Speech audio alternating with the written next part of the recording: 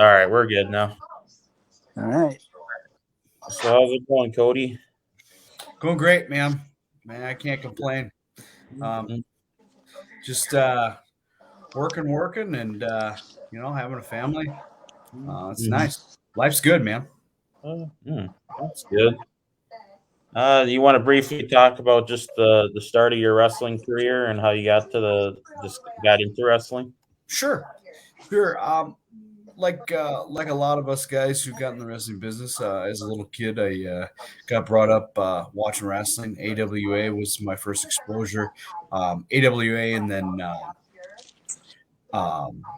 the old WWF days. And then also watching the Von Erichs and the Freebirds, the Texas promotion down there, world class. So that kind of ignited the fire. And then I remember in fourth grade, my parents asked Cory and I, "Do you guys want to get into wrestling?" We were both like, yeah. So we went to wrestling practice and walked into the gym, and there's a wrestling mat on the floor, and we kind of looked around like, well, where are the turnbuckles? Where are the ropes at? So we both were shooters, fourth grade through senior year, and wrestled down in Albert Lee. And then there was a small company, backyard company called the AWO that ran pretty much out of Austin, Minnesota. Cowboy Gator McGraw ran it, and they actually were practicing at the mall in Albert Lee.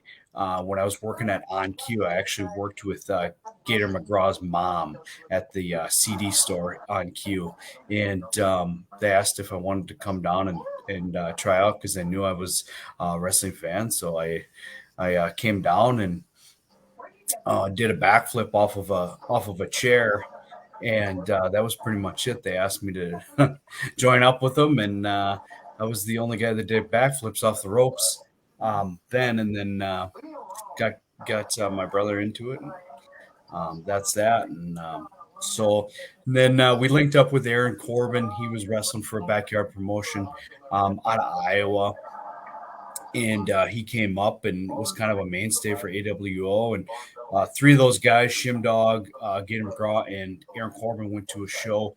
I think it was in Faribault. It might have been here in Owatonna. That Sheriff and Shifty were running.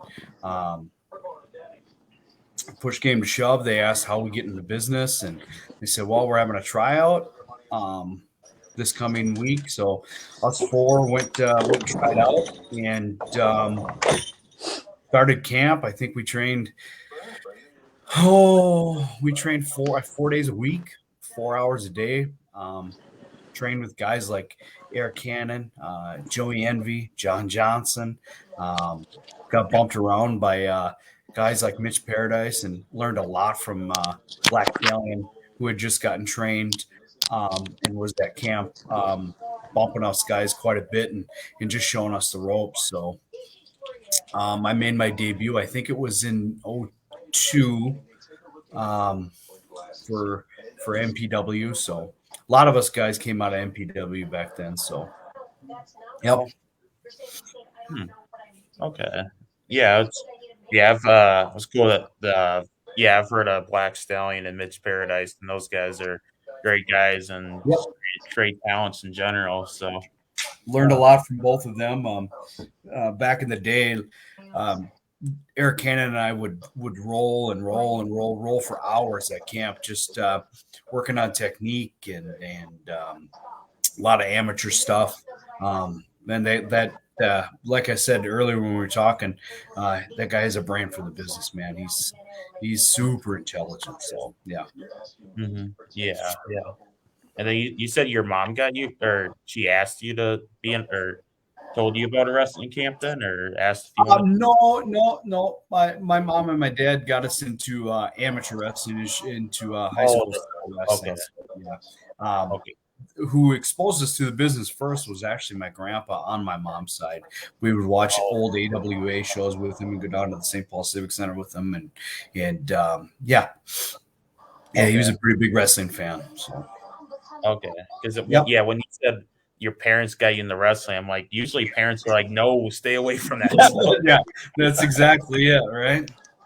Yeah, you don't need you getting hurt and doing all that flippy stuff. So, Nope. yeah, Yeah. that makes sense. Yep. Yeah. All right. Yeah.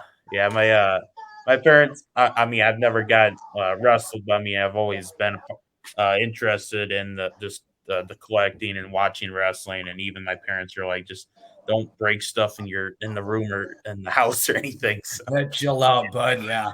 yeah. Yep. Mm-hmm. Yeah. All right, Jesse, you want to go with the question? Yeah. So a lot of guys have their dislikes and like about Tony DiNucci. You were with the AWF for a period of time. Yep. What was it like working with Tony DiNucci? Because I've been hearing different stories about him. I loved working for DiNucci. I was lucky enough to be around when Lenny Lane was uh, working with us, and Lenny was kind of like a big brother to my brother and I. We loved being on shows with him, and he was on all of DiNucci's shows with us, and nothing but positive experience with DiNucci. He's a great dude. He cares a lot about the guys that break their backs for him, and I mean, up until that point, he was the best guy as far as paydays go that I ever had. So I got nothing but respect for Tony. He did a lot of good for my brother and I, and kind of let us do what we wanted to do in our matches with the Misfits and that whole program. I mean, geez, that program with the O'Neils and the Misfits ran, 2.5 years, 3 years with the AWF. So yeah, nothing but positive stuff about to say about Tony and his family. All like to see that family grow, and those little girls were just tiny little babies when the AWF started. So I mean, I remember the first show that Tony ran that I got to be on, and I thought it was the coolest thing that Chipotle catered, and he took care of us guys. So yeah, I was pretty loyal to Tony for the last 3 years of my career. So yeah, he's a good dude. Yeah. So it's pretty much more don't believe everything you hear about a certain person. Some guys might have bad experiences with Tony, and I didn't. There's a reason why a handful of guys work for him. Like Eric Cannon's a great example. Eric Cannon has the don't trust anyone attitude, and he works for Tony. But it's the wrestling business, you know what I mean? Like, it is what it is. There's some guys out there that are out there to screw the boys, and some that are all about taking care of the boys, and Tony and his wife were always about taking care of us, and they always took care of us. So I'm good with them. Yeah.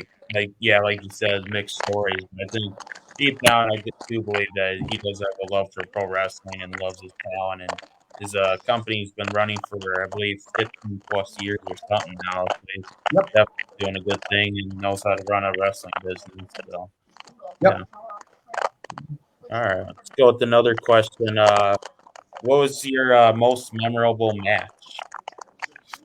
I had a bunch of them, man. Like first real big match that put me in the map was me against Austin Aries in 03. It was actually April 25th of 2003, the night I met my wife, back at the Cottage Grove Armory for Neo Pro. Back when Eli Eli and Tim Larson ran that company. Great match. So I was super nervous for that match because Aries was already established, and he was the guy in Minnesota then. He was the draw, and I was a pretty big name for MPW. So for me to go over there and work for NeoPro and work their top guy, it was a pretty big deal back then, and it was super cool. We meshed super well. Both being high flyers and both having decent technical backgrounds. It was a great match. Loved it. Still in probably my top 10 matches, maybe my top 5. Then next, I mean, I've had so many great matches with Eric Cannon. He's the type of guy. It's hard to have a bad match with him, and I don't think I had better timing with anybody else except for maybe Aaron Corbin. But me and Eric Cannon had so many awesome, memorable matches. There's one match that we tagged together, 6-man tag, MPW Arena. We tagged with Nick Mondo against Shimdog, Joey Envy, and was it? I think it was Shifty. Yeah, it was Shifty in an ultra violent match, and first time any kind of I had any exposure to light tubes or anything like that. And I took a couple light tubes to the head and a couple to the back. That was a memorable match. Then the cage match in MPW when I did a moonsault off the top of the cage to the inside. It was a 6-man tag. Me and Aaron Corbin against North Star Express and the Junk Squad. Pretty cool match there. Then the ladder match that we had with North Star Express in the MPW arena. That was another great memory. And then all of our matches with the Misfits, my brother and I, getting to tag with my twin brother is super cool. I'm so thankful that I got that 5-6 year run with him, and that we got to wrestle John Johnson and Aaron Corbin. Like those guys were in my wedding. I was in their wedding. You just to make memories like that at the end of your career, and get to wrestle those guys 1 to 2 to 3 times a month. It was fun. Yeah. I'm lucky enough to have a ton of cool memories. Yeah. Mm-hmm. Okay. Yeah, those all sound like great matches. And then Austin Aries definitely a great superstar in his own right, and going on the WWE and Impact and doing all those things. And Yep.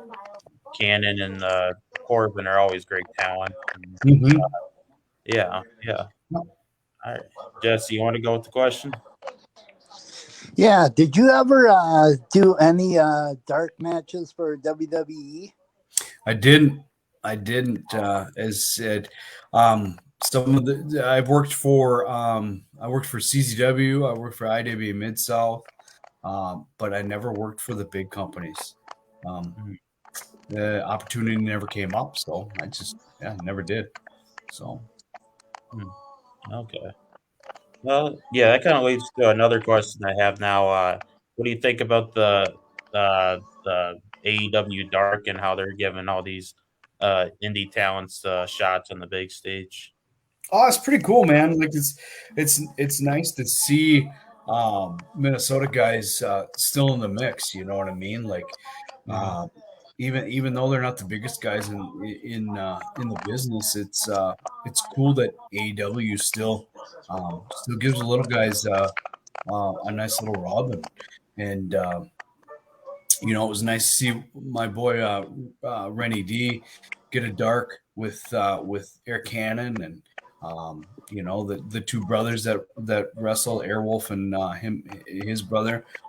It's cool. I mean, it's nice to have Minnesota still on the map. I mean, Minnesota still has so much talent, and I always thought this too, that going around the country and wrestling, Minnesota guys stand alone as far as talent goes, as far as complete knowledge of the business and getting understanding how to put a match together and keep the crowd in the match instead of just hitting spots and jumping off ropes and going to one spot to the next and not acknowledging the crowd.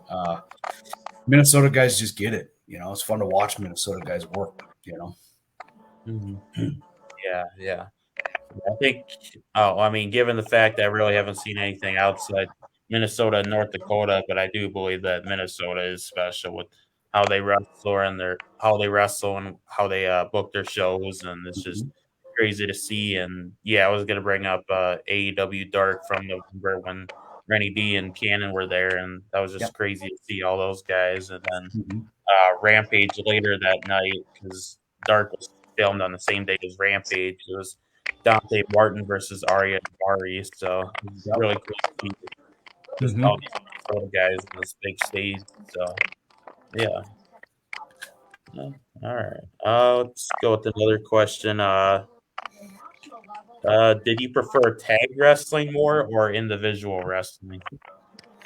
Um, when I was tagging, I certainly did miss singles wrestling. But God, tag wrestling is so much fun, especially um, how I got to do it. I get to tag with my best friend, and then I got to tag with my brother. I mean, two best tag team partners you could ask for. We had a lot of fun. Specifically tagging with Corbin, he set me up to like a lot of my stuff, a lot of my moves that I did came from his brain or from matches that we would watch, and we'd be watching stuff together, and he'd say, "Hey, you should put that in your stuff." I'm like, I can't do that. I don't think I can do that. And he'd end up talking me into it, and um, there's a bunch of different stuff that I ended up doing because of him saying telling me to pull the trigger on it. So um, and obviously tagging with my brother, it's pretty unique to see a set of twins, identical twins tag together. So it was fun. Yeah, I like tag wrestling. Mm-hmm. Yeah. All right. Jesse, you want to go with the question? Yeah. So what has retirement been like for you since the day you decide that you're going to call it quits? Surprisingly, you would think your body would feel better, but it seems like the calluses kind of fell off my body, and Mm-hmm. rolling out of bed some mornings is pretty damn hard, guys. Uh, knees, hips, shoulders. Um, but I got a 15-year-old boy and a beautiful wife that keep me going to the gym and keep me pretty damn active. So I work in the grocery business, so I'm on my feet all day long, 10, 11 hours a day. I walk 8 to 10 miles a day at work. So it's pretty quick and easy to get the kinks out in the mornings when I go to work. So, but it's tough. Like I'm dealing with some neck stuff right now that I know is probably from being in the business. So it is what it is. Play stupid games, win stupid prizes, right? Yeah. Yeah, I've heard from various wrestlers that obviously wrestling does take a toll. It's not like a trampoline like everyone says. It's an actual wooden board and mats and everything. So Yep. Yep. yeah, it's not ballerina guys. So No. yeah. What made you stand out the most from other Minnesota talent? I was little, man. I was little and bounced around the ring, and zipping around the ring when you're 5'4", and that long blonde hair and the tan, um, and also the style that Eric Cannon and I worked. The mixture of Japanese strong style and lucha libre, along with the English style, the technical wrestling, the way that we molded those three together. I mean, it was so unique.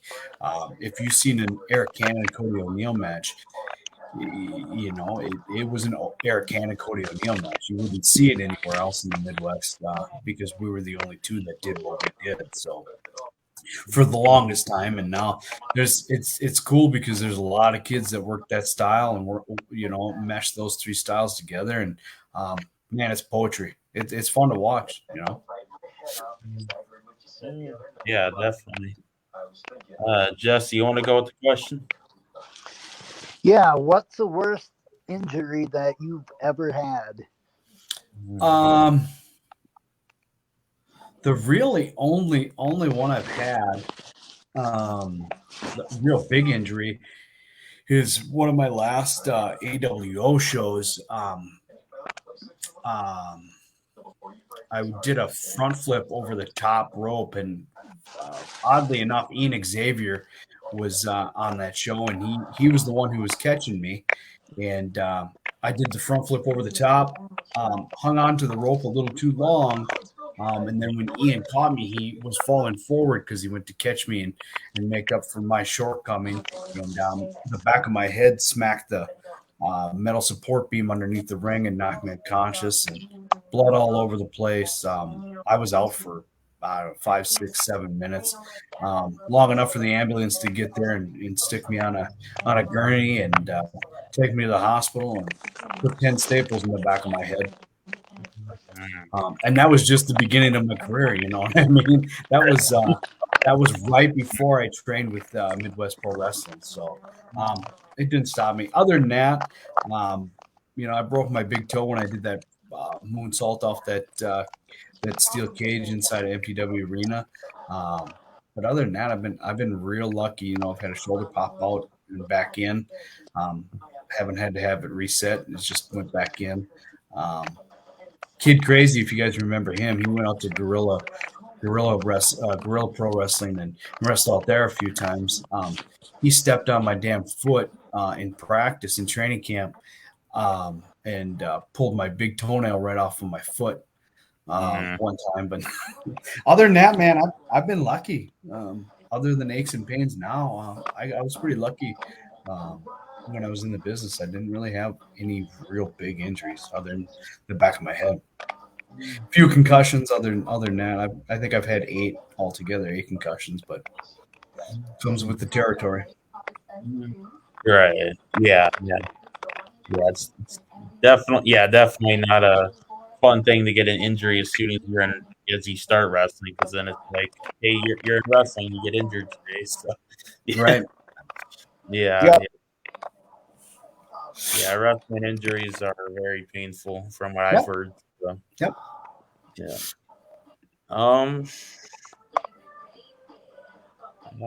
What is the best promo that you have? When I was in the business, man, my promos sucked. I'd openly admit that. They were terrible. Now I do a lot of social media stuff for Hy-Vee.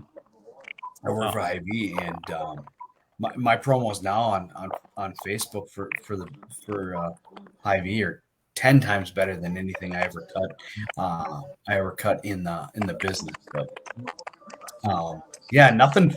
I mean, I'd pop a monitor.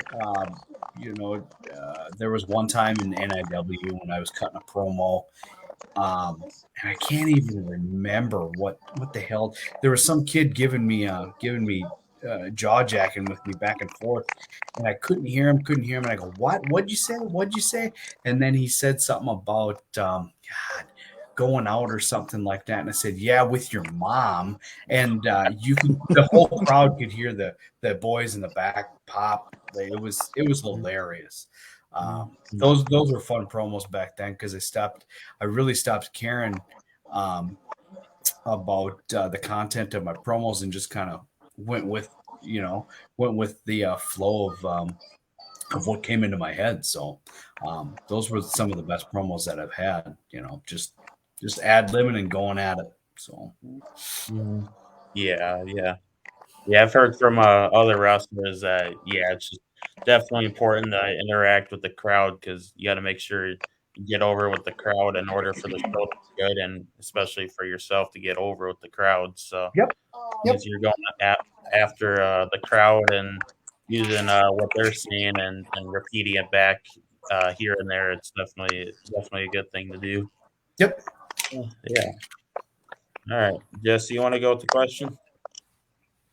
Sure. What is your take on, like, let's say, for example, that you were on a show and you were scheduled to go against a opponent and that opponent didn't show up?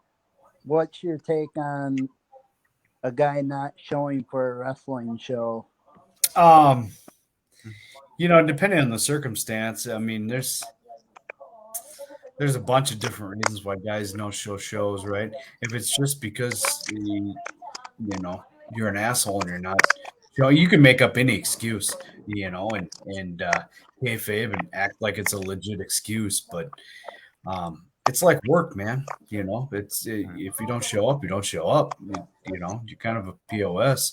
You're leaving the promoter hanging high and dry, especially if you're one of the main draws. Um, I never no showed any show. Never canceled a show. Never. I showed. If I gave someone a commitment, I'd be there. And I carried that along through my my real life. I work hard, and it is what it is. But like I started saying, there's many different reasons why a guy might not show up to a show. But I mean,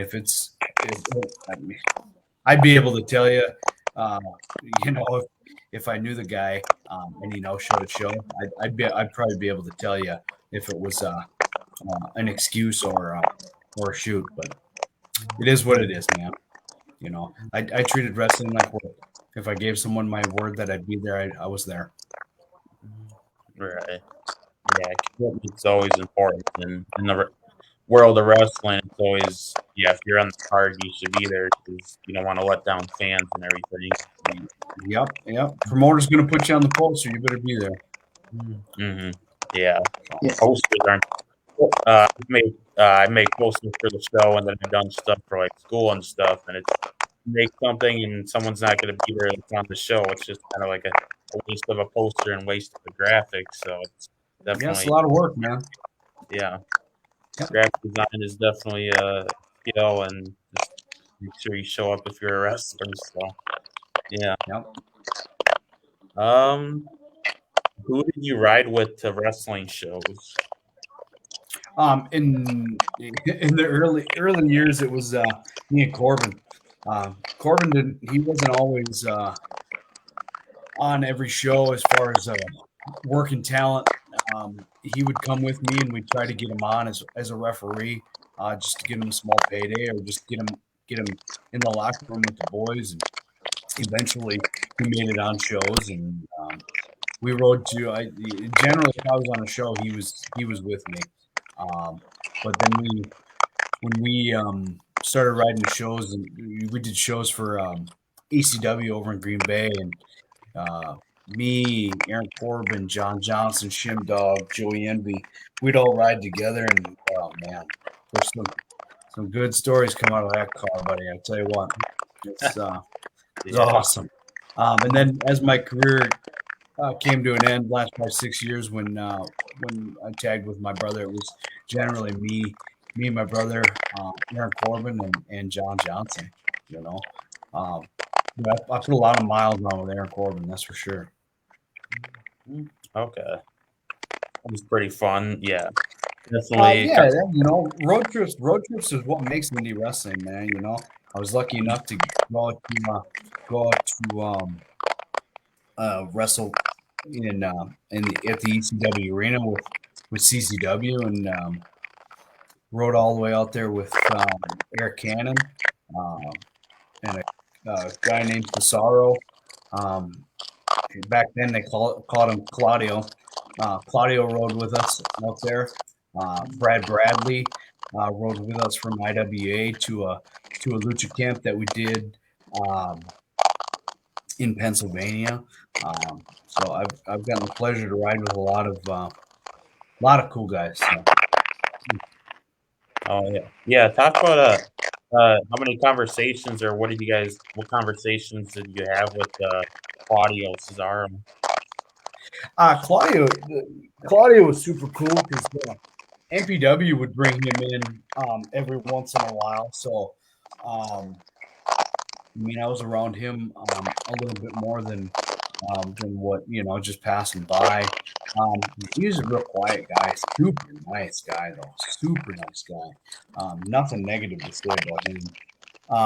Brad Bradley, funny story about Brad Bradley. So when Eric Cannon and I went down to IWA and worked the show down there. It was a marathon show. It was like a 6-hour show, and I got 2 matches out of the whole day. I worked Eric Cannon first, and then I worked Brad Bradley second. So the smallest guy in the show against the biggest guy in the show, right? And they had kayfabe locker rooms, so the baby faces were on one side of the arena, and heels were on the other side of the arena. Me and Brad Bradley didn't talk before we went into the ring, so I swear I seen the ref feed him the finish to the match, and he just looked at me like he was going to eat me up. He chopped me in the face. Like he did a tornado back chop or a tornado chop to my face, right to my cheek in that match. I didn't feel it at the time, but good God, it looked nasty after watching it back. But yeah, no ill will. He didn't. He wasn't pissed off at me, and I think he was undefeated up until that point, and I think he was going to get a title push, but then Ian Rotten decided for some reason not to push him and put the smallest guy over on him on the show. So, and as far as IWA goes, I was big greenhorn. I'd never been down there, but it was pretty cool getting a please come back chant from that crowd. That's a respected crowd down there, Mm-hmm. Yep. Okay. Yeah, Cesaro definitely an insane wrestler. I've only really seen his WWE stuff, but his feat of strength is insane. Yeah, his ROH stuff. Go back and watch some of his Ring of Honor stuff. It's pretty good. Mm-hmm. Yeah. Jess, you want to go with the question?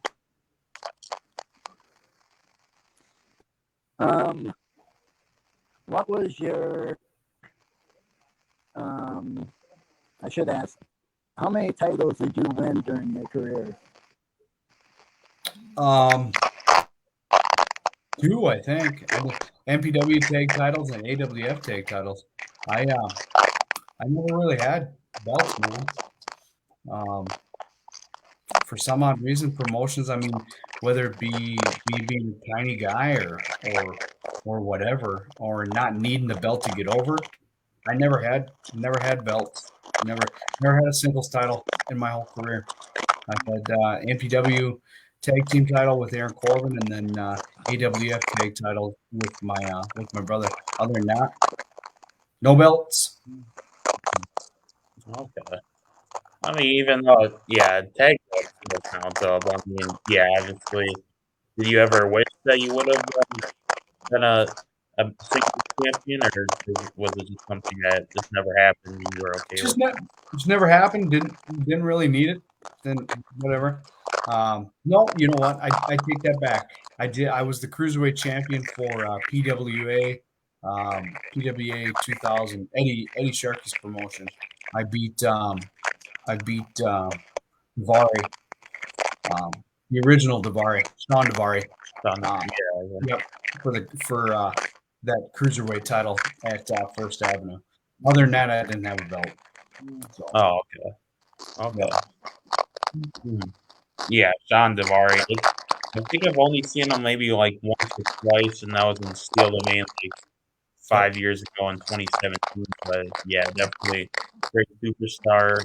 Cool guy. I felt like he did a lot better stuff outside of WWE and Impact, and then after those years, he just got shredded and started tearing up the indie circuit, and now he's running. I think he's gonna be a part of the academy still for Cool. the Minnesota Wrestling School. So Yep. yeah, cool. Um, talk about the beginning days of First Wrestling. What a cool thing to be a part of the start of that promotion, man. And again, Eric Cannon's brainchild. I had some cool matches in that promotion. I got to work Horace Psychopath there. Worked Eric Cannon a couple times there. Worked who else? I had a weapons match with Punisher Rob James there. That was a pretty fun match. I worked M Dog 20 there. Yeah, fun shows to be a part of. That crowd is not forgiving. It reminds me a lot of the crowd we worked in front of out in Philly. So fun promotion, and man, Eric Cannon, it just seems like those shows get bigger and bigger and bigger, man. He's doing a great job. Mm-hmm. Yeah. Keenan's definitely one of the great shows, and I went to one of his shows a few months ago, and it was just insane. He brought a couple currently rookies, and had Davari and Dave Martin, and just all these great Minnesota wrestlers. So definitely a great night. All right, Jess, you want to go with the question? Yeah. I got one more question for the night, and then I think we'll let Cody go. So, Cody, if you had one more match left in you, who would you pick for an opponent? For a singles match, you think, or should I do a singles and tag? Singles, it would be it'd probably be Eric Cannon. Like I said, he and I had such great chemistry in the ring. I don't think. I mean, he knew what I was doing before I did it, and I knew what he was doing before he did it. So that a lot of that has to do with us training together so many hours. Tag match though, it would be tagging with my brother against John and Aaron. I had so many fun memories in those matches, and the shit we'd talk in the ring was absolutely hilarious. So, yeah. Yeah. One more question for me. Which wrestler was your character inspired by? A few of them. When I first started, when I first trained, I kind of modeled myself after Chris Candido, and then as I started watching Japanese wrestling and getting more, becoming more of a student of the game, it was Naomichi Marufuji from Japan, and the Great Muda. So, there's a little bit of Tajiri in there,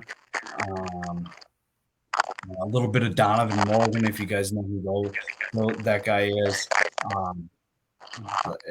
I pulled from so many different guys, and not that I liked stealing stuff, but it's hard not to emulate some of your heroes, and when it comes to Marufuji and the Great Muda, those two guys were fantastic. There's so many things that I would watch on Japanese tapes and out of Michinoku Pro and in the promotions over in Japan. It's absolutely amazing. That was the ultimate goal after I got trained and worked with Cannon was I wanted to go over to Japan and wrestle. I had really no need or want to stay in the United States and wrestle. I wanted to go over there and wrestle and be a gaijin, but it's never worked out, man. Everything worked out for a reason, and I couldn't be happier than I am today. I got a 15-year-old boy. We're coming into lacrosse season right now. And I got a beautiful wife that puts up with all my BS and deals with me on a day-to-day basis. So I'm the luckiest guy in the world, man. I got to do a lot of cool stuff throughout the years, and yeah, and talk to you guys and reminisce about all that. It's pretty fun. I appreciate it. Yeah, yeah. Jesse, did your camera turn off? Uh-oh. There he is. Great. Okay. All right. All right. Well, yeah, Cody, thank you for being on our show. This, relatively new show, but yeah, thank you for being on. It's great to hear about your past wrestling memories and some of the greats that you've worked with, and just hearing all these various stories from your Minnesota days. And yeah, it's always fun to talk with anybody about wrestling and just, Absolutely. yeah. All right. All right, guys. Well, you guys have a great night. Thanks for having me on. I appreciate it. And you know, if you guys think of anything else you guys want to talk about, have me back on for any other amount of time. You guys let me know. We'll make it happen. All right, guys. Okay. All Yeah, right. we'll definitely Have a good consider night. that. See you, Thanks, Cody. guys. Take care. Yeah. All right. Hold up a sec.